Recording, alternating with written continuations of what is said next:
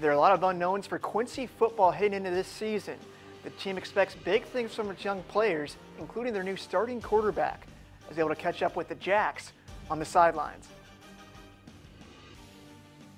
The Quincy Jacks are gearing up for a strong 2015 season. With only one returning starter on offense and 3 on defense, the Jacks are ready for new players to step up. Quincy head coach Stephen Wallace thinks his kids are ready for the challenge. We actually had a junior dominant JV team last year, so you know there's like I said, they're unknown. You don't know how it's going to transfer over to Friday, but they definitely have got a lot of experience playing together. So it worked out pretty good last year for us. This is 2 years now running where we pretty much have a senior team because kids are staying in the program from freshmen. They're going sophomore, juniors into the JV program, and then moving up as seniors. Quincy will rely heavily on their defense this season. Coach Wallace is excited about the leadership his players provide on that side of the ball. You know, the defensive guys are already kind of giving people tips on, you know, what to look for versus certain teams, what kind of reads to check out. So that's nice to have some extra coaches on the practice field as well like that. We got a couple of good seniors we can lead on. One game the Jacks circle on their schedule every year is the Battle of the Basin. Quincy senior George Ruiz is fired up to get back on the field and face his rival one last time. It has to be Freddie, you know. I mean, our rival has been going on for quite a few years now, and it's been pretty intense.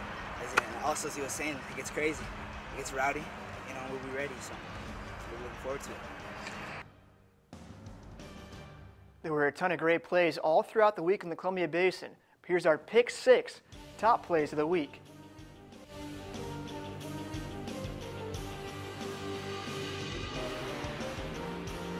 Number 6. A muff punt by Lewis and Clark sets up this fumble recovery by Moses Lake's Dylan Morris. Number 5. Ephrata defensive lineman Hayden Heston with a big fumble recovery and run after the turnover. Number 4.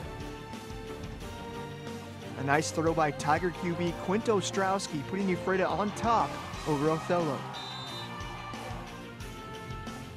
Number 3. A big interception by Othello defensive back Colin Freeman, taking away a touchdown. Number 2. A big touchdown by Lewis and Clark to close the gap with the Chiefs. Jordan Summers with the touchdown pass for the Tigers. Number 1, our top play of the week. Othello's Reese Jones with a solid run up the middle, hammering over a Tiger defender for the touchdown.